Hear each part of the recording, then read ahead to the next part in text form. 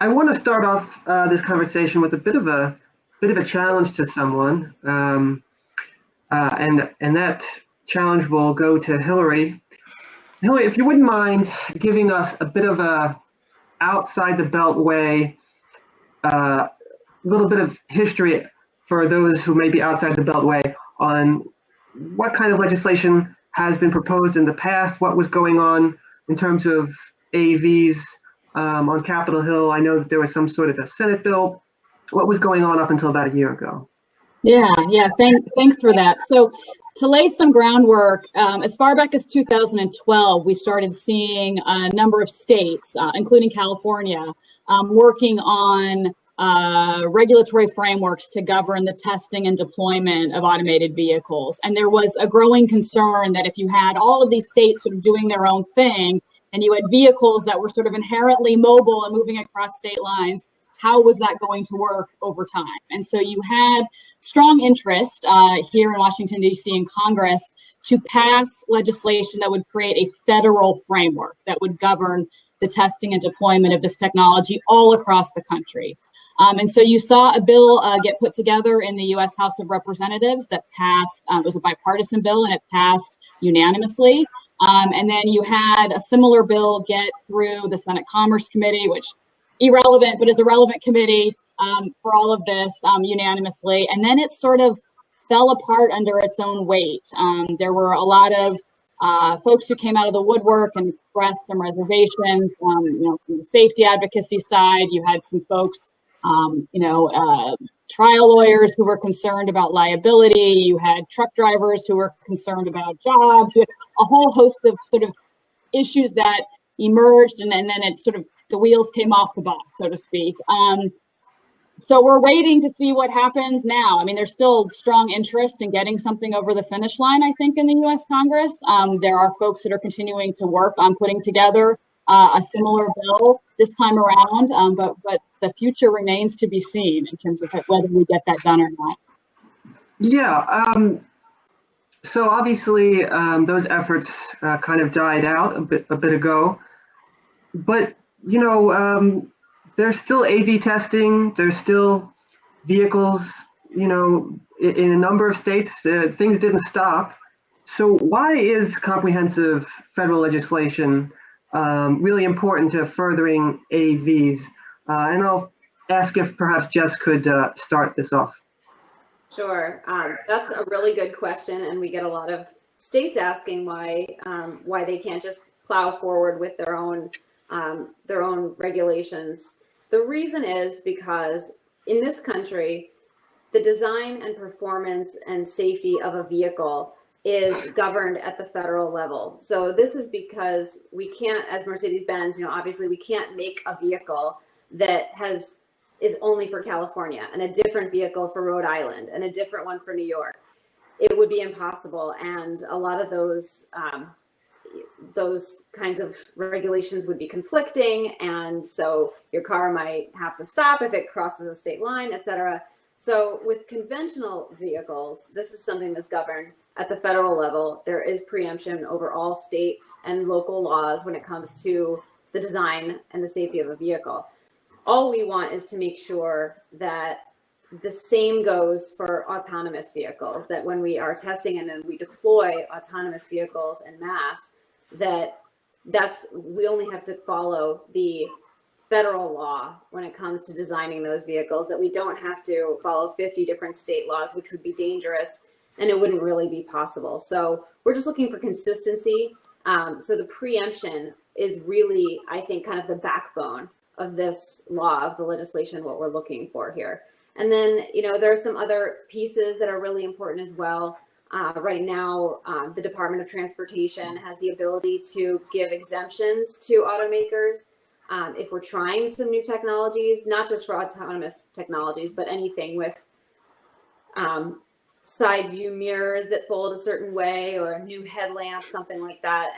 We get 2,500 exemptions per manufacturer, which is fine while you're testing certain technologies, but it won't be enough when it comes to actual mass deployment of these vehicles. So that's another key point that we're looking for in the federal legislation, is to have vastly increased exemptions until such a time when the vehicle safety standards have been completely updated to account for this technology. So really, it's the preemption that is the most important thing. And I think that most reasonable people, when they hear the argumentation for the preemption, understand why there's really no other way.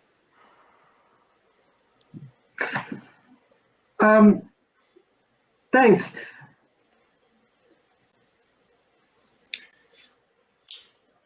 So, if I can jump in on that, go ahead. One of the things that I think is really important here to understand is that we first wrote the rules of the road, so to speak, about 50 years ago on how vehicles are designed, constructed, and performed. We haven't those weren't written before, but when those were written, we hadn't really considered the possibility of a vehicle driving itself. And so the things that we're working on are really focused on getting federal government regulations up to speed with where the technology is. And we're never going to exactly catch that. But what this group is pushing for and what a lot of people in DC are pushing for is something that's going to ensure that we can realize the benefits of autonomous vehicles in a way that ensures safety. And those who are listening might have heard preemption as sort of a dirty word. We call it the P word, and it's often weaponized. But the fact of the matter is that, as Jess was saying, when you drive a car, from coast to coast, from state to state, you don't have to get out at every state border and have your car examined. No police officer goes up to your car and measures, you have the right sensors on them, measures your wheel bearings, nothing like that. And that's not what we want for autonomous vehicles. And we're not asking to reduce safety. In fact, we're looking for a flexible structure that's going to maintain safety over time and in the coming decades. So it's going to prepare us for the next 50 years of automotive regulations.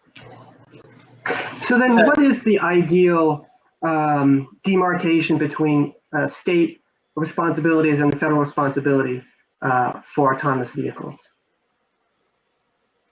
Maybe Jeff, you could take that.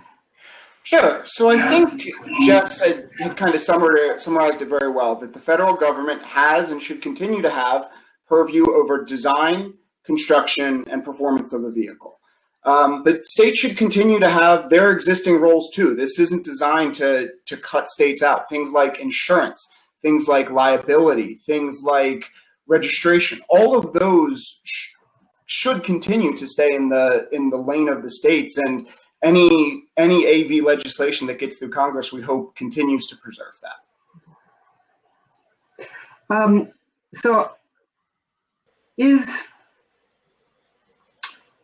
this seems to be a little different than maybe some other emerging technologies where the industry is asking for robust federal legislation at the beginning and not at a later date. Hillary, could you say anything about if this follows what other emerging technologies, their kind of cycle when it comes to regulation, or is this something unique about vehicles that's different than maybe some other things that we're looking out for?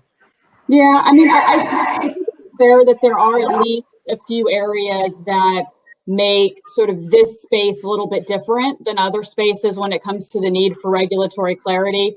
A few things come to mind. One, the auto industry is traditionally a very heavily regulated industry, and as a result of that, it's not an industry that plays very well in the gray, right? Like, as companies, we're used to being told you can do this, you can't do this, and then we know what the rules are and we can manufacture to those rules.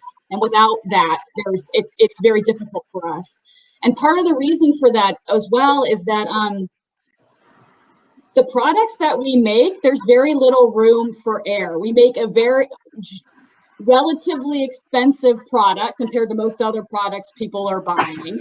Our margins are very small. There's very little room for error, and there's very high risk to zigging when you should be zagging, right? So if the rules say cars need to have 4 doors, and then all of a sudden they change and say that you need to have 3 doors, you've got a manufacturing line that's set up for 4 doors. You've got customers on the road that are driving with 4 doors.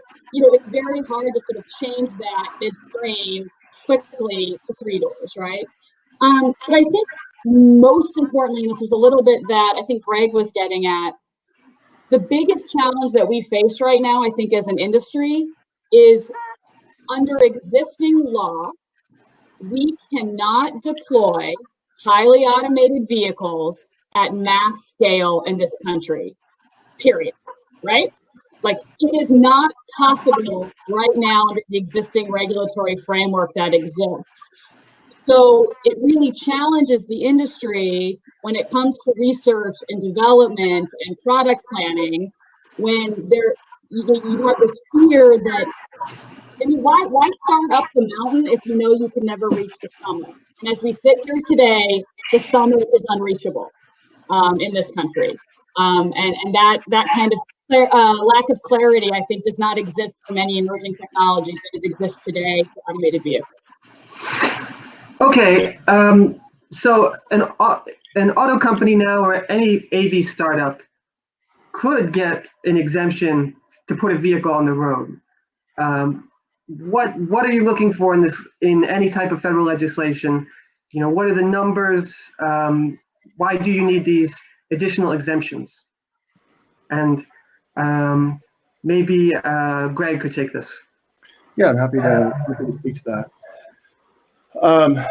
Under current regulations, you can receive exemptions for up to 2,500 vehicles that do not comply with federal motor vehicle safety standards. I think Hillary mentioned earlier, you know, or Jess, this is like things like taking off a side mirror or a rear view mirror, things that are meant for human controls.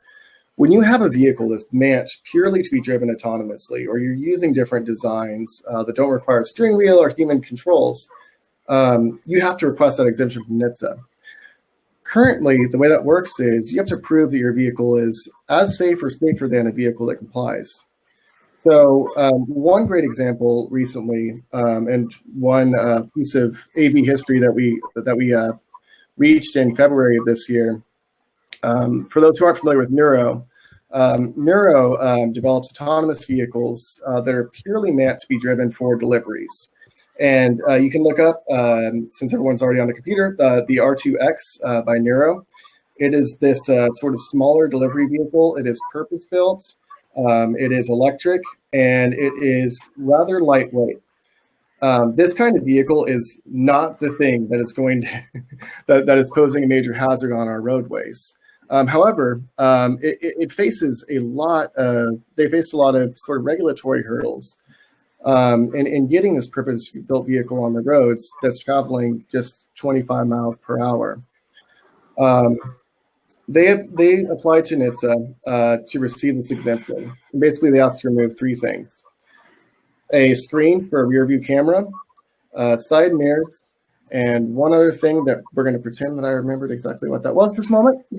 But here's what they did. They showed, okay, compared to a vehicle that is basically the same, that has the side mirrors. Oh, it's showing their VIN number through a little window on the front of the vehicle. So they had this purpose-built delivery vehicle, and they had to have a vehicle that was basically exactly the same, but that had side mirrors, and that had the little screen for the VIN number, and that had a backup camera screen, and they were put on the road side by side and show them operating autonomously, and they had that in front of NHTSA. That took 1.5 years for them to get exemptions for up to 5,000 vehicles because they combined two different categories. First of all, for a vehicle that is purpose-built, for a vehicle that is going to be lighter and electric, and it's going to deliver a lot of social and economic benefits. Think of sort of bridging the gaps in food deserts. Think of contactless delivery during, say, a global pandemic. This would be very helpful, right? But yet again, it took over 1.5 years to get this approval because we just did not have the regulatory structures in place, and we're answering and asking a lot of new questions. That's the exciting part. That's the intellectually challenging part. But we also have the policy problem. The policy problem is, even if we solve the question of how safe should this vehicle be, can we prove that it's safe? We're still limited on deploying it when we actually do reach that point where we believe that it's safe enough to be on the roads. So the House passed legislation, the Self-Drive Act, in 27. what was it, in 2017. 2017, that would allow for up to 100,000 vehicles to be deployed, as long as they prove that they're as safe or safer than a vehicle that complies. Now, if the vehicle's autonomous, it obviously doesn't need those side mirrors. It obviously doesn't need the little screen for when they back up. This is a common sense solution. And honestly, look, as we're looking towards competing globally, we're getting our butts kicked by China. You know what China did as soon as the pandemic hit? They eased up regulations to allow for these smaller delivery vehicles to be on the roads to conduct medical deliveries, to deliver food to people, to reduce transmission. And they also supported cities and states putting these vehicles in the places where they're needed. Meanwhile, we're dragging our feet in the U.S. This is something where we're going to fall behind if we don't get our act together on the federal policy level. So speaking of that, perhaps Jeff, I'll nominate you next to just, I guess, tell us where we're at now. Obviously, we know that there was some effort a few years ago. What's going on now in terms of federal legislation for AVs? Yeah, absolutely. Unfortunately, we're not too much further than we were a few months ago. At the beginning of this Congress, which started at the beginning of last year, 2019, there seemed to be a lot of excitement. There was a staff draft shared, I think, as late as December 17th, 2018. So there was kind of some momentum going into 2019. There was a lot of optimism, but it just wasn't able to come together. There was some delays, some summer vacations came in, unfortunately, and it slowed things down on the Hill. But as of late fall and into the beginning of this year, the staff who were working on this on Capitol Hill shared a staff draft. Now, the staff draft was far from perfect, but it provided an opportunity for the four corners, which is just a way of saying the top Republican and Democrat who work on this in the House and the Senate, to get a negotiation, to see where all the stakeholders are, and to try to find a pathway forward. And I think there was optimism was returning to a lot of us who are here on the panel and in Washington, D.C. until the COVID-19 pandemic. Those same four corners who are working on AV legislation are also very critical in the response to COVID-19, and that's pulled a pretty significant chunk of their time. It's a little worrying because this is a presidential election year, so Congress is out of town for a longer time than they would normally be, and the actual number of days to work on legislation is a lot less than you might think. But I think I still remain hopeful. There's definitely still a chance, and if we're able to find bipartisan agreement, I think that there could be a path forward. So. And then, Jess, we already talked about exemptions, but what are some of the other things that you would be looking for in any legislation that advances in this Congress? Yeah, thanks. I think that the preemption piece and the exemptions are kind of two really critical pieces for us. One thing that I think is a very interesting note that I'd like to call people's attention to, because I know that a lot of people on this call obviously recognize the difference between level 1, 2, 3, 4, 5. The bill that we're all working on is specifically for level 3 through 5. It's highly automated vehicles. I'm going to kind of flip the question around to point out a disturbing trend that I've seen on Capitol Hill, which is trying to push things into bills that don't belong there. And I think everyone in Washington has dealt with this. And sometimes we're the ones pushing something into a bill. But in this case, I think there's a lot of people who are trying to ensure that this bill at least touches upon either the design or the marketing of level 2 vehicles. And level 2 is not an AV because the system, as we know, is meant for the human to be in control and liable the entire time that the car is being driven. It's just really a driver assistance system with help when it comes to adaptive cruise control and lane keeping assist, et cetera. And so I think that we've seen some confusion about what a level 2 system is on the Hill with policymakers and in the public as well, and people who are trying to use level 2 systems as though they were a fully automated vehicle. And this leads policymakers to try to wrap level 2 into the bill and regulate it the way that highly automated vehicles would be regulated. This is problematic because there's already a lot of level 2s on the road. So they're not AVs, they're regular cars, just with very enhanced, wonderful driver assistance systems.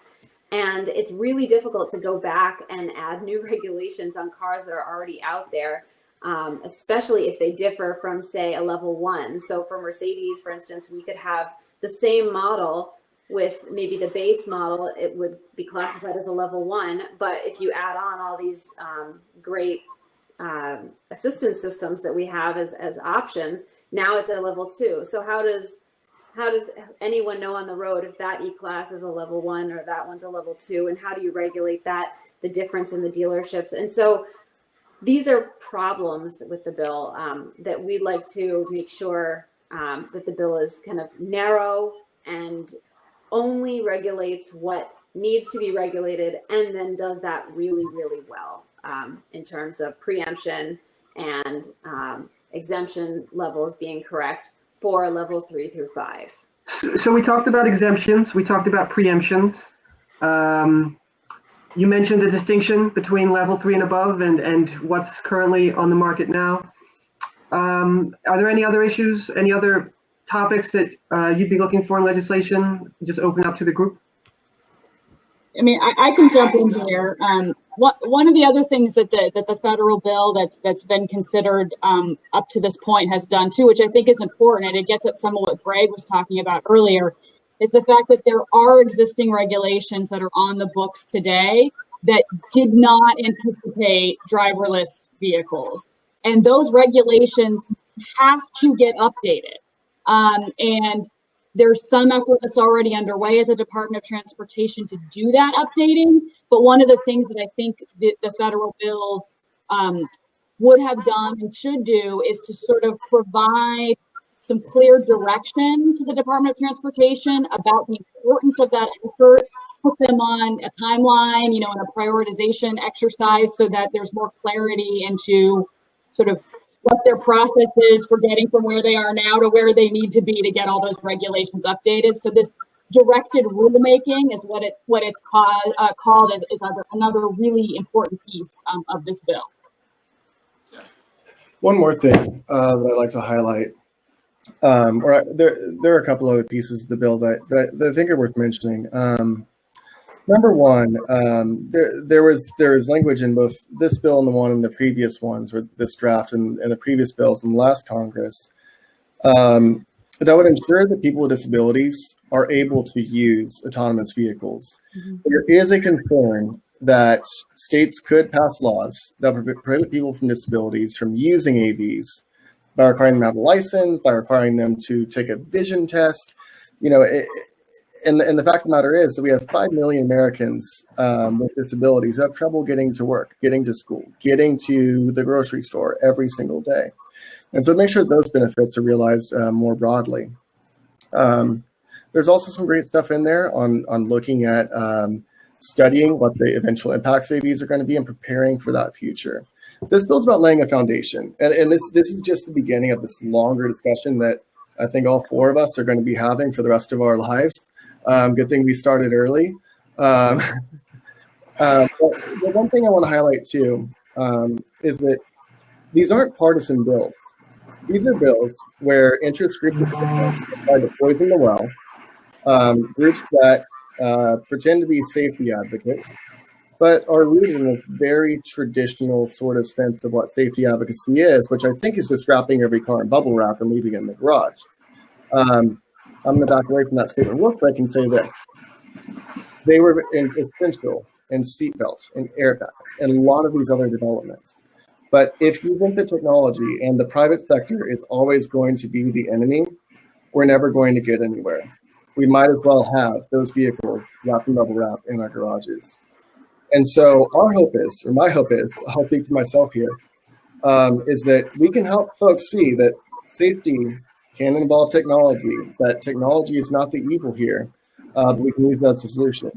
Autonomy for people is what it should be about, enabling contactless deliveries to solve food desert issues, helping people with disabilities get to work, and preventing senseless deaths. I had a great friend from college die in a car collision just 6 weeks ago. And I was heartbroken. I'm sure that everyone has experienced that. And it's meaningless. It's meaningless violence, and it's something that we can solve. And so that's where I think this needs to be focused on. Autonomy is not about techno-utopianism. It's about a solution to very human problems. And that's what we're doing on the Hill every day. There's one thing I do want to build on that. We had kind of mentioned 3 core pillars there, the preemption, the rulemaking, and the expanded exemptions. Those enjoyed bipartisan, fairly broad support in Congress. It was only when extra stuff started getting added onto the bill that you ended up seeing this fight that sunk the bill last Congress and is preventing kind of quick movement this Congress. So you just made a great point that keeping this bill tight and keeping this bill focused on what everyone does support, what does have broad support and will save lives and will increase mobility is key here and will be what allows AVs to get on the road. Bogging it down with kind of a Christmas tree of other wish lists will ultimately just delay the rollout of this technology. Thanks, Jeff. And I guess in a way we've talking about a Christmas tree of things, we've added yet another layer, another issue here, which is why we're not all in the same room. What are your initial thoughts about how this pandemic in any way could reshape the future of AV legislation in Congress? I mean, Greg brought up some questions about China. Obviously, there are questions about contactless delivery. Are you perceiving that this is going to accelerate potential legislation, or will AVs no longer be, on the front burner for a while? When we're looking at what's going to happen after COVID-19, we shouldn't be saying what will the future mobility look like. We should be saying what should the future mobility look like. When we're looking at the actions that Congress should be taking, it's not what will Congress maybe fumble around and do. It's what should Congress do. So my organization, SAFE, Securing America's Future Energy, we published a report actually last Thursday, Good American Meeting Again, that presents a vision for economic recovery in a way that is also helping people to get around safely in the near future, accelerating electrification of vehicles across all modes, and also ensuring that we have a pathway for autonomous vehicles. The path out of this recovery is not going to be returning to the status quo. The global economy is a moving target. Transportation technology, as in all technology, is a moving target. We need to be looking forward to the future on how we're going to compete. And the number one thing that we can do is find the smart policies we can pass that are not going to cost the government anything, and some investments that are going to cost something, that are going to ensure the U.S. is a global leader in autonomous vehicle technology. We're number one in technology. We're way farther down on policy. So the one thing that we can do is pass legislation to increase the amount of exemptions we can have, create a federal framework, and everyone can realize benefits of AVs. If I could just add in there, I think I'm a little bit more pragmatic here. When I think about the timeline we're on, as someone mentioned before, this is an election year, so there will be time set aside either virtually or in person later this year for campaigning. Obviously, every member of Congress is up for re-election, every member of the House, and a third of the Senate and the president.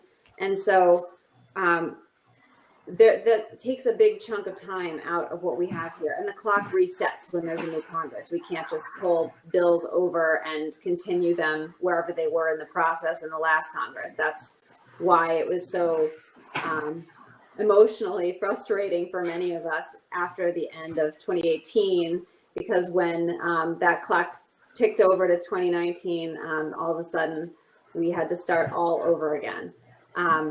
So considering we're in the place we're in right now with COVID, and considering that even though it would be nice if there was a very holistic view taken, tying mobility, access, equity to the economic issues and health issues we're all concerned with right now, I think that Congress works in a much more piecemeal fashion, especially because the House is controlled by Democrats and the Senate by Republicans, obviously.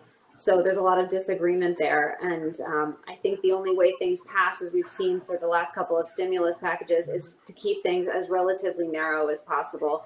So I personally, my prediction is that this is not going to be on the front burner for the next several months at least. I hope that I'm wrong.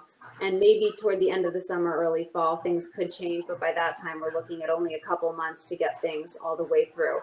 It doesn't mean that all the work that we've done is in the trash. You know, as was mentioned before, the staff draft that we're working on now has a lot of great ideas that were already agreed to in the last Congress. So the staffers a lot of times are the same, and they remember and they continue to work where they left off.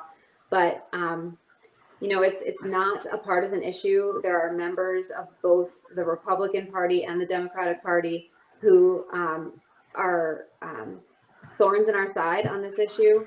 And so it's not about voting Republican or Democrat to ensure this happens.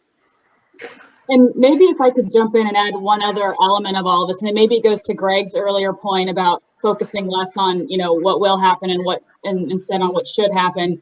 One of the things that we haven't talked about yet, but is a result of COVID-19, is the impact that this is having on our economy and on this industry, right? I'm using this industry broadly. We're seeing startups that are working in the space having to shutter their doors because of you know, the economic, you know, impacts of this.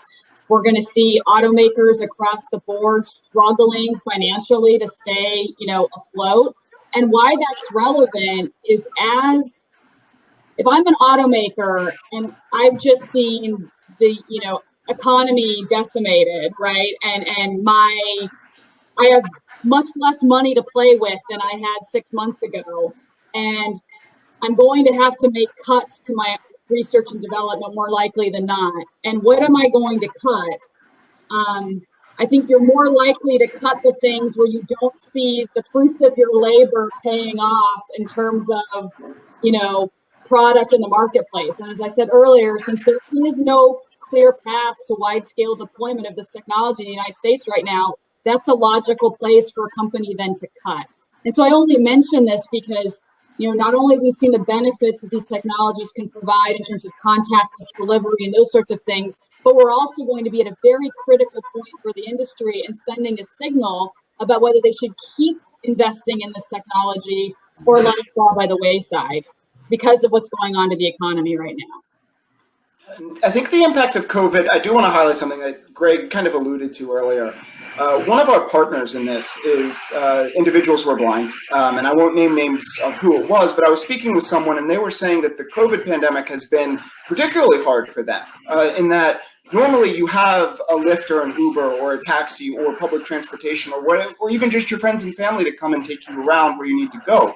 But all of those services have been cut. Public transportation, their hours and their service schedule is severely hampered and shut down in some places. Uber and Lyft drivers are scared to operate in a lot of it. Same with taxis, and friends and families have been quarantined. And it's really highlighted just how vulnerable that population is to transportation issues. And I think that should kind of re-energize us to focus on the impact that this has. Yeah, it's a great technology, it's very exciting, but it's real human lives who are impacted by the pandemic. All right, thank you, Jeff.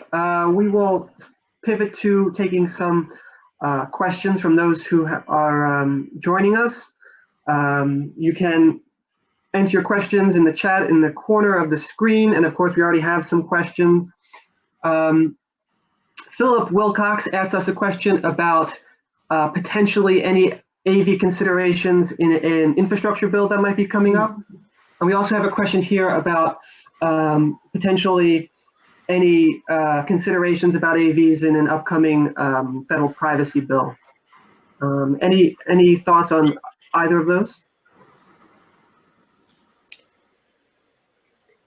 So on an infrastructure package, I don't think that infrastructure as a whole will make it into this next stimulus round that that we're looking at in the next 6 weeks or so.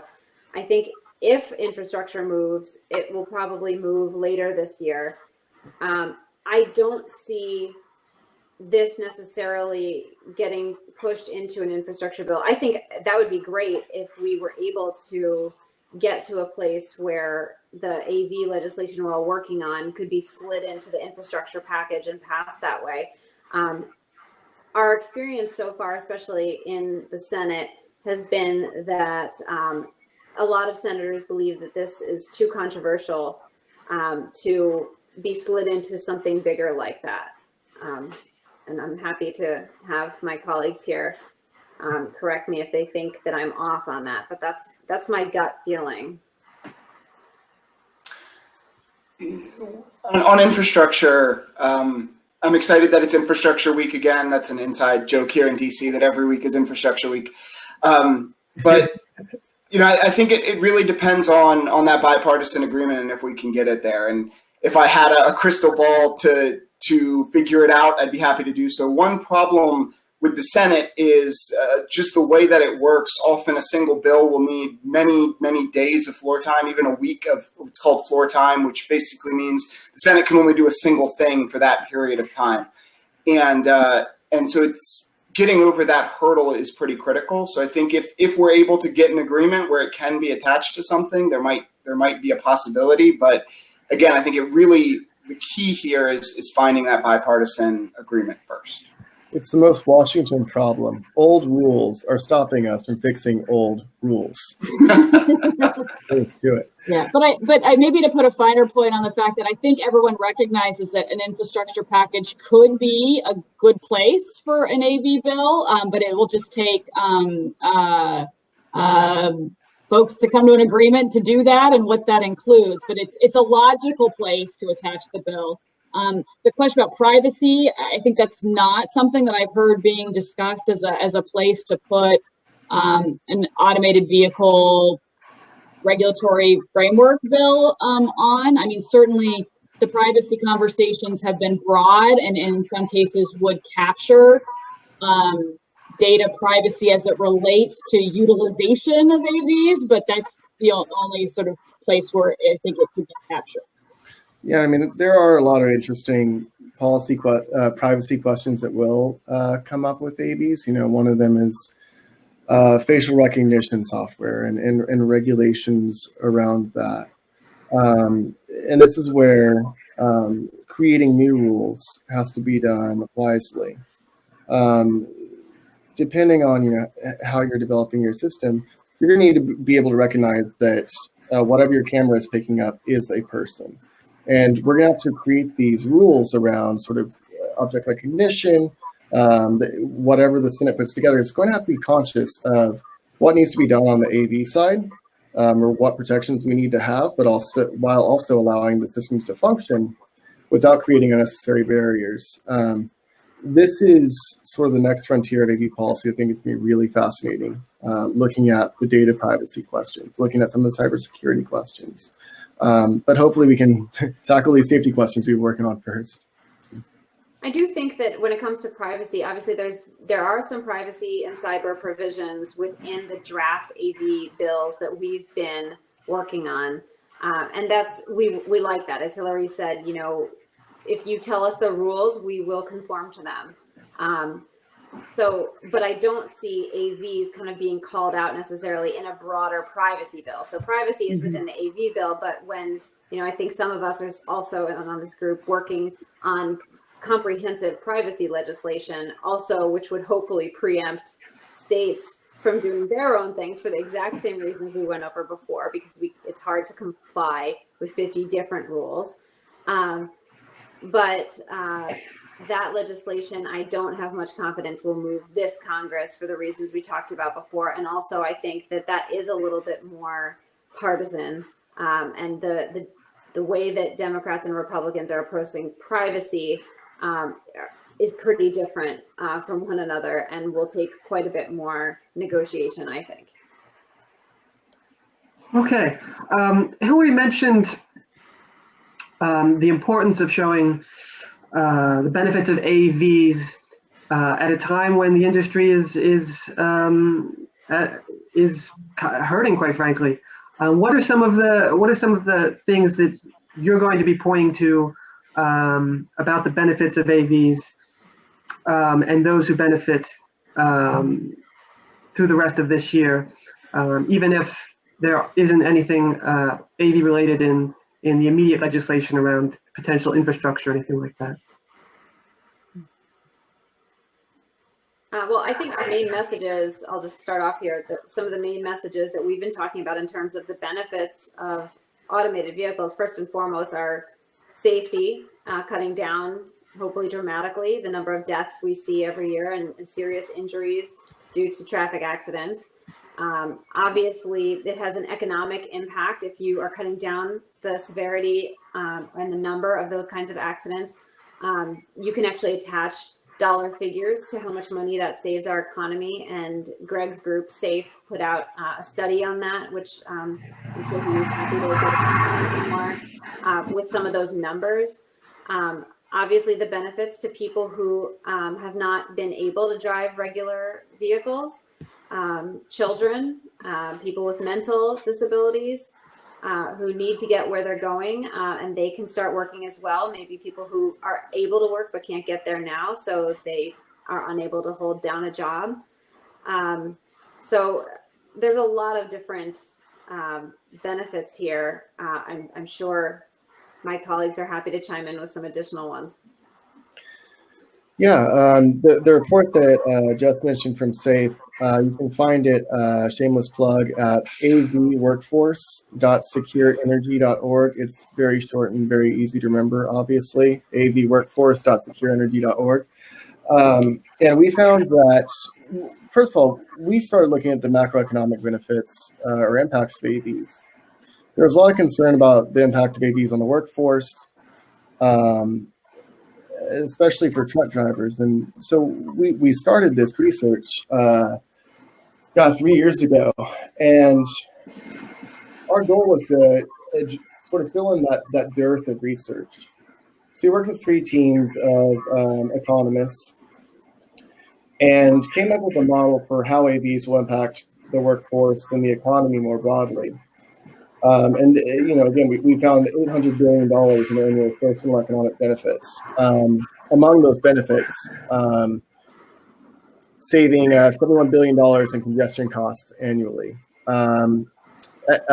Collisions every year have an economic impact of about $118 billion annually. And our oil dependence costs us $58 billion annually. Plus, the U.S. spends $81 billion per year securing oil supply lines. So let's also fix that one. That was a big part of our focus, was sort of addressing those questions. And one thing that we realized and that we saw is that AVs are going to be very similar to a lot of other catalyzing technologies in the past. Think of ATMs. When ATMs were introduced, everyone thought this was sort of the end of the bank teller, that this was the end of that sort of golden era of going to the bank and waiting an hour to give a check over. Instead, what we found is there were more cashiers than ever. And actually, the benefits from having ATMs allowed banks to open up more branches in rural areas. They were able to serve more people and help more people not be unbanked. So when we look at automation and we look at new technologies, it's not just this sort of image of fear that we should have, but instead, how is it actually going to improve our lives? That's where we were focused. avworkforce.secureenergy.org. All right, we will take another question from the attendees. There was a mention of China earlier on. Are there any countries that have successfully enacted level 3 to 5 legislation? Are there any models that we could be looking to around the world?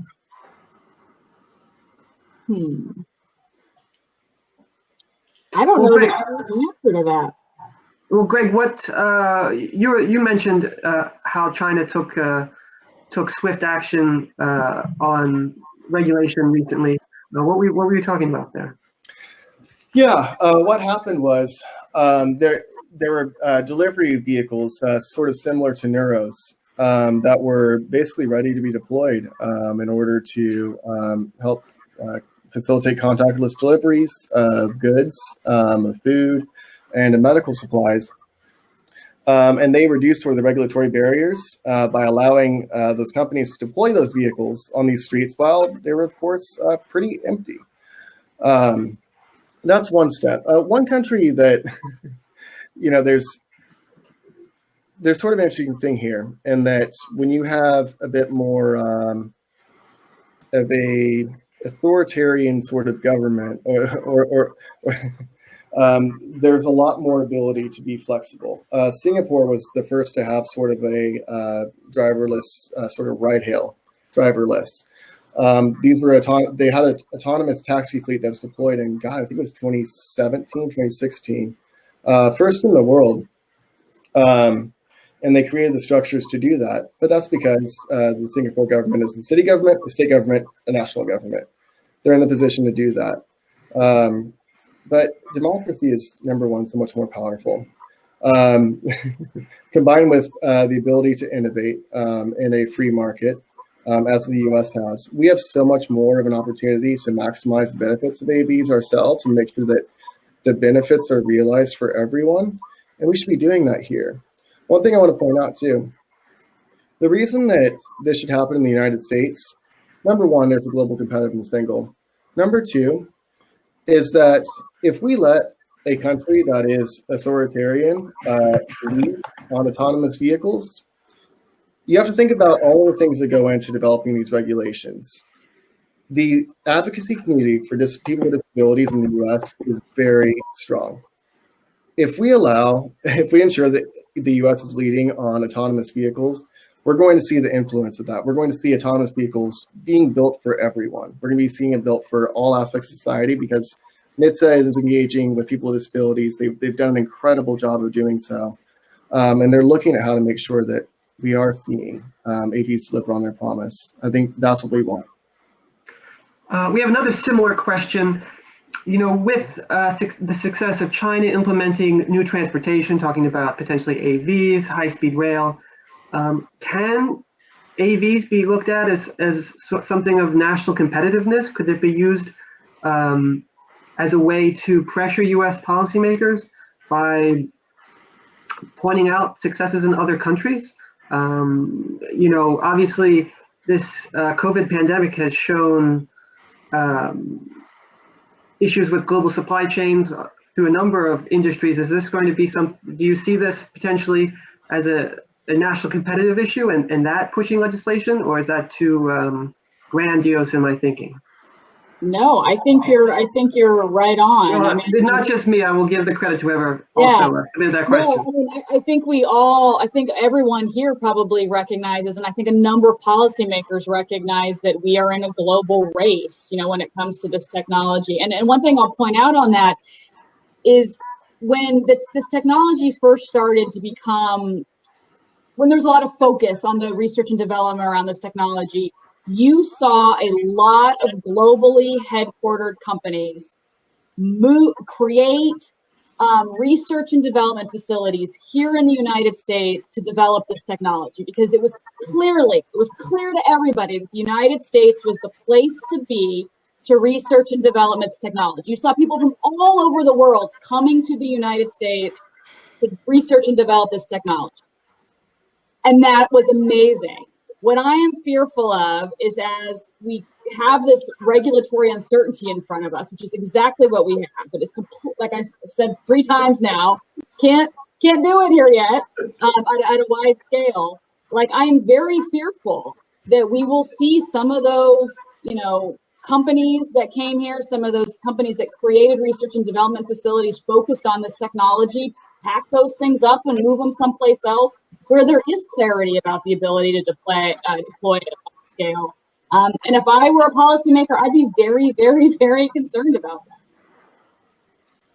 Yeah, that's one thing. The technological development of AVs isn't going to stop simply because U.S. policymakers are not not putting together a way to move forward. The technology will continue to develop, just a question of where. And I think that's where you're looking. Companies like to test in the US. Companies like to be here, but you can't put your AV program on hold indefinitely while you wait for clarity.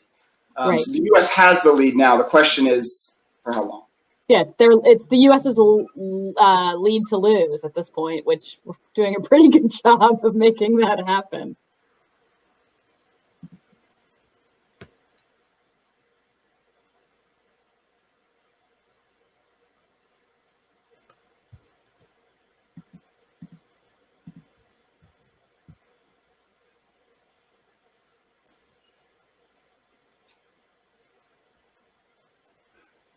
I don't know if Chris has frozen. He kind of. Oh, I didn't know if he was just being very still or what. Very still. I'll step in with a question. This is really for Jess and Jeff. What do you see as the responsibility for the OEMs to progress our march towards autonomy versus the policymakers, right? Because we already have Super Cruise and we have varying levels and ever increasing levels of autonomy in the vehicles today. Is that potentially a faster pathway to level 4 autonomy, level 3, level 4 autonomy than going the governmental route? What are your thoughts on that? So I think, and Jess had said this as I jump in front of her, that our companies are really looking for what are the rules to operate in. And right now, the pathway to get from that level 2, level 1, 2 that you were describing to, from that level 1, 2 you described level 4 isn't really possible. Rolling out 50 vehicles per state is just a number that's too small. It doesn't impact the population in a way that they can truly benefit. So I think that there's a partnership here where the government sets up a framework that shows us where to operate, that ensures that not every auto company is going to be as good an actor as another. I think Honda's very much a good actor, but there are some companies that aren't. And I think that you need to set up rules, you need to set up a way to protect that, but then it falls on automakers to innovate and to create a safe product that consumers want to use, that people trust, that can operate on the road safely. Yeah, I'm so sorry. I lost my connection for a second, so I apologize if you already brought this up, Jeff, but I would say responsible marketing. Did you touch on that? I did not. Okay. I would say for us, and probably for every automaker and every maker of any product, you want a good reputation for your company. You don't want people to be displeased with your product and spread bad reviews online. You certainly don't want lawsuits and liability issues. So you're going to do the very best you can so that all of our teams of lawyers and safety engineers are very, very pleased with the product. But that also means that we need to sell it in the right way. Not only do we need to create buzz because we want people to buy the product, and AVs won't work if nobody wants to ride in them or own them. But so we have to create that buzz, but we have to do it in a responsible way so that we make sure that consumers understand their own responsibility. So some manufacturers are looking at level 3 vehicles, which would mean that you are a human driving it at some points of the trip, and then you turn over the driving task to the automation system for other parts of the trip. That is something that is new for human drivers. Those people are going to need to understand exactly what their role is. Same with level 4 as well. So, and same with level 2, unfortunately, that we see some people not understand. I got into an argument at the New York Auto Show last year with a cab driver who was convinced that level 5s are on the road and you can buy one right now and you can absolutely sleep in them. He's seen the commercials, you can do it. And I think all the people on this webinar know that that's not true, but the general public who's not involved with engineering, the auto industry, they don't know that. And so it's incumbent upon us to make sure that that is something that is well known, and user responsibility is going to be huge here. I have a bit of a follow-up to that one around SAE levels. Are those here to stay? Because they're a little confusing, and sometimes it feels like you need to be an engineer to fully dissect them. And then a follow-up to that would be disengagements during testing and operation. Will we ever see like a very specific guides on like what a disengagement is and what it isn't?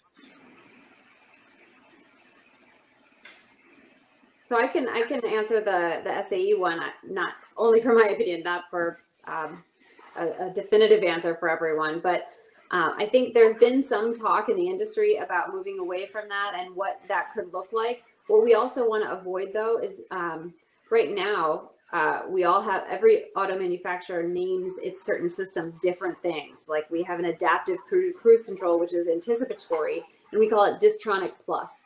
But if you're not a Mercedes owner or driver, you might not know what Distronic Plus is. Other manufacturers have different words for their level 2 systems. Someone mentioned, the different, a different manufacturer who's not on this call. And we want to avoid that because that doesn't help a consumer understand that a car is a level 3 versus a level 4 or something. So if we do come up with new terms, it would have to be really industry wide, which usually the manufacturers, marketing people don't like to share those terms across the board. So I have not been able to see anything so far that is a good replacement for level 0 through 6. Oh, sorry, 0 through 5, obviously. I do think there is room, and again, Jess brought it up earlier, that there's a very big difference between a level 2 and a level 3.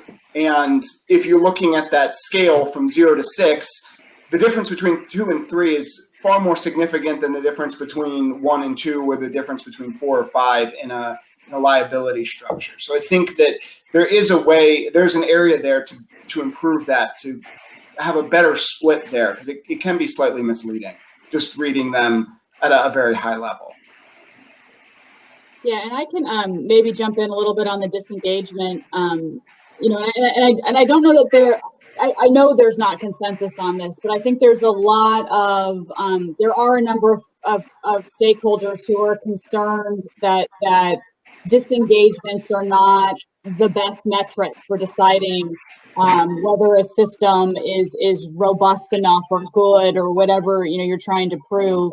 And I think it gets to your question a little bit, where as you're designing a system, you can do one of two things, right? You can drive that car around the same block 5,000 times and have it not disengage and say, look how good my car is. I drove X, miles and it didn't disengage.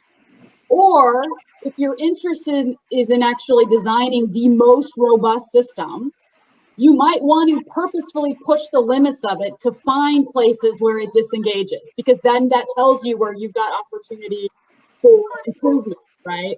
And so developers who are out there purposefully trying to find places where their systems disengage as part of the research and development to make their systems better, shouldn't be penalized because they have disengagements. They should be rewarded for having disengagements because they're trying to find all the edge cases versus a developer who drives around in circles just because they didn't have any disengagements. So I don't know, I don't know what a better metric is, right? But I know that there is definitely controversy over disengagements as being the best metric or an appropriate metric for systems here. And this is why, I think a lot of people in California on this call understand what Hillary was talking about, because you all are innovators and you're people working on technologies like this or this technology for your day job or as a hobby. And you understand what it means to be an innovator and try to get to those edge cases. You have to remember that policymakers are dealing with so many issues. Very few of them are tech experts. Very few of them are even tech savvy. So they may not understand what Hillary just said until it's really explained to them. What we found really helpful is sometimes we bring contingents of policymakers or their staffs out to Silicon Valley or Austin or wherever we're working on these issues so that they can see the vehicles, ride in the vehicles, and talk to the engineers on staff who can get out of their engineer speak a little bit. and talk the way normal humans do. And I think that's really helpful for the policymakers because it brings it down to their level and they start to understand why they see these high numbers of disengagements, for instance. And so that's really important to kind of bridge these two worlds a little bit. But you just have to remember there's 535 members of Congress, including the Senate, and we can't get them all out there. And a lot of them, have higher priorities. So it's difficult to keep people's attention in Washington sometimes, especially when there's always a crisis of the day. So a bit of a follow-up to that one too. Engineer or developer out in California, someone who just wants to learn more about the developments on the policy side. Like, what's the best way for them to follow the developments and the discussions on the Hill?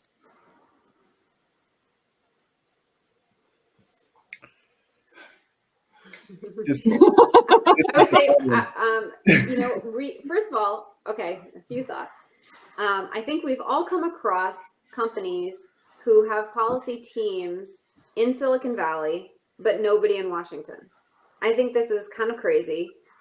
It's kind of like having, it's like having a Wall Street person who doesn't reside in New York, right? I mean, if you want to be someone who really has their finger on the pulse of AV policy, I think you have to understand more about broader policy and priorities and where AV policy fits into infrastructure, where infrastructure fits into the big picture. And to do that, you either have to be in Washington or really subscribe to, Politico, read as much as you can about what's going on the Hill, read the Hill rags, read Washington Post. There are various newsletters out there that I'm sure a lot of people on here read about AV developments, and sometimes those have article links there about the policy angles. And subscribe to the public listservs for the relevant committees on Capitol Hill. So the committees that are dealing with this issue, if you subscribe to the majority and minority, you'll get press releases, etc. And your own member of Congress, it's always good to be on their list to see what their priorities are and get their press releases too, because they're never ever talking about the issues that are important to you. That's something you should pay attention to. Yeah, and a couple of things. I did create a list of people on Twitter who talk about AV policy quite a bit. If you go to my Twitter account at AVGregR, look at list and it's hashtag self-driving Twitter. There are quite a few people who understand AV policy pretty well on that. If you tweet, that's pretty easy to follow, but back to Jess's point, a lot of the information out there is diffuse. This is a big field. There are a lot of interconnecting parts, and this is a field where it's still new, and the base of people who are reporting on this stuff is still pretty small. But it's about talking to people and getting engaged in the community. It's a pretty friendly community too. We're one big happy family. Yeah, Greg, I think that's a great idea. Find out who are the reporters and also the kind of policy wonks, and also some of the staffers on the Hill tweet. Find out who those people are, which is pretty easy if you find someone like Greg and you ask him. I'm sure he's happy to send you a list, or one of the Silicon Valley people who follow this issue, and get a list, and then just follow those people and periodically reach out. And that's a great way to kind of get some of the insider info. All right, I think I made it back in, right? Welcome back. Just in time. I think we're coming to the end of our discussion tonight. We were going to end with talking a bit about where someone who's new or wants to keep up with the policy discussion can do that, but it sounds like we talked about that already. Jeff or Hillary, any other areas, any other sources you might suggest for someone who wants to keep up on the latest in terms of policy in DC? I think it was mentioned, but Politico is great. A lot of the information that comes out is released in staff drafts, which are supposed to be kept internally, but somehow Politico always has them before even the other stakeholders do. So that's a great way to make sure your information. Also, a magazine called The Hill and Roll Call are good sources of information to check. And they all have both a paid service and a free service online. Yeah, I have nothing to add. They covered the base as well. All right. Well, in that case, then I will end with a really cheesy question. But, you know, if we fast forward a couple years from now, are we going to have comprehensive federal legislation and everything's going to be going great? Or do you think this is going to be an issue that continues and we all fight the good fight? Go ahead, Hillary. So I'm naturally an optimistic person. So I will say that hope springs eternal, and that I'm not. It's not entirely outside of the realm of possibility that we could see Congress act. I do think, and I'll add on something else. I mean, there is a real opportunity. It is a presidential election year, which means it's challenging for this year. But whether we're looking at a second Trump administration or a Biden administration, a new administration is always an opportunity to sort of rethink and refresh and reinvigorate. And oftentimes we see like focuses on the future and that sort of thing. And so it's possible that we could see some bold action out of either a second Trump administration or Biden administration in this area that could help spur some additional federal activity in this space. So it would take leadership, from the White House, but I think that would be conceivable next year.